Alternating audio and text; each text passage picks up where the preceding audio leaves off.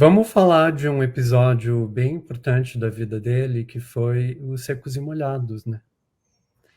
Temos que falar de Secos e Molhados. Ele Temos. não. Foi bem curtinho o período dele com Secos e Molhados. Secos e Molhados ainda existe, para quem não sabe, eles estão na ativa, lançaram um disco novo, acho que faz uns 2 anos. Não, acho que ano passado. Foi durante a pandemia, lançaram um disco novo, hein? Mas não é ele, né? Ele estava lá só entre 73 e 74.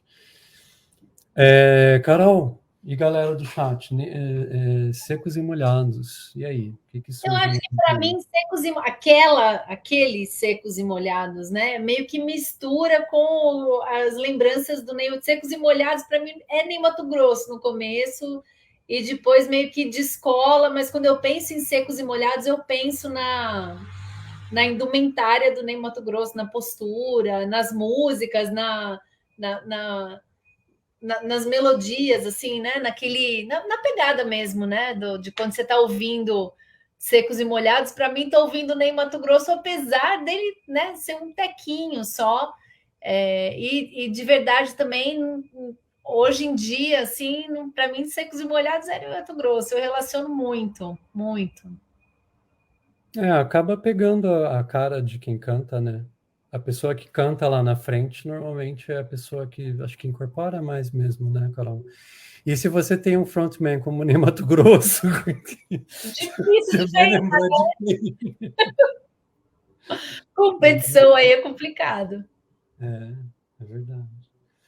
Vi uma entrevista dele falando que a coisa da maquiagem foi motivada, entre outras coisas, pelo fato de que ele sempre ouviu falar que artista, depois que ficava famoso, não podia sair na rua. Então, e daí ele foi lá se inspirar no Kabuki, e daí veio aquela coisa, né? Das pinturas todas. Mas é engraçado pensar que isso faz parte de uma preocupação de uma pessoa como Ney Matogrosso, né?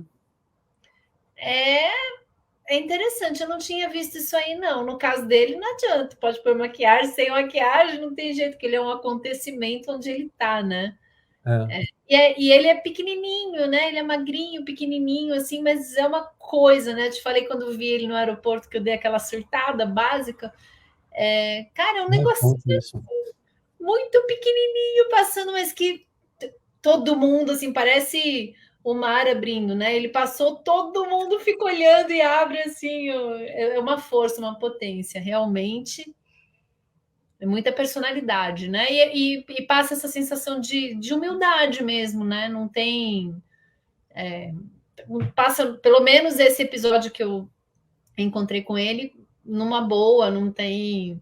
Não vi nada assim, que podia, né? Ser a estrela, ou tá com segurança, ou tá. Mas não, numa boa, tranquilo, mas com essa força, essa potência que você vê que passou um furacão ali, mas contido na dele. A gente aqui fica, nossa, nem Mato Grosso. É.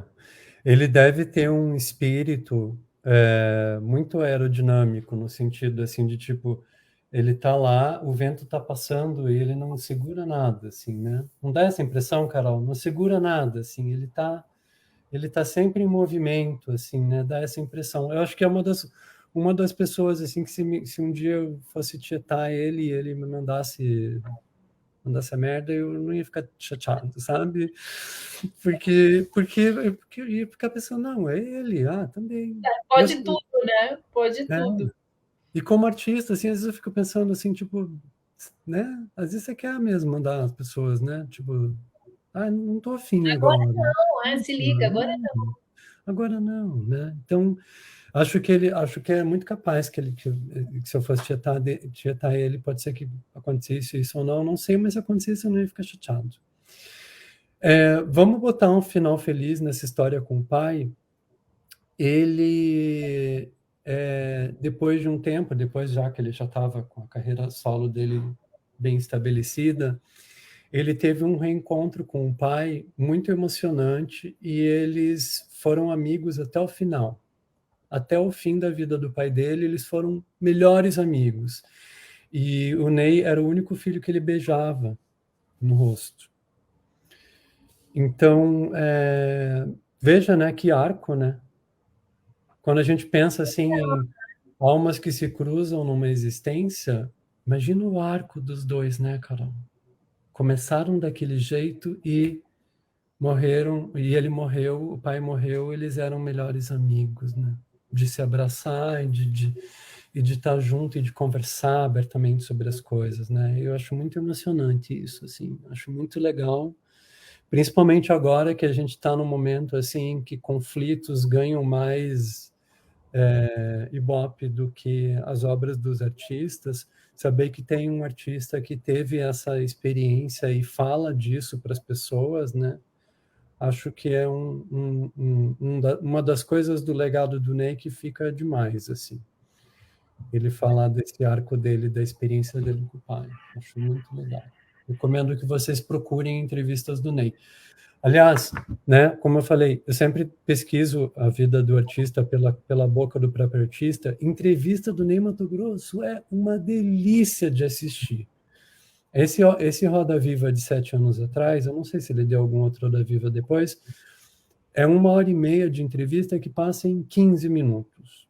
Então, tarefa de casa para todo mundo assistir entrevistas do Ney Matogrosso no YouTube, que tem bastante e é sempre legal e é sempre super espontâneo.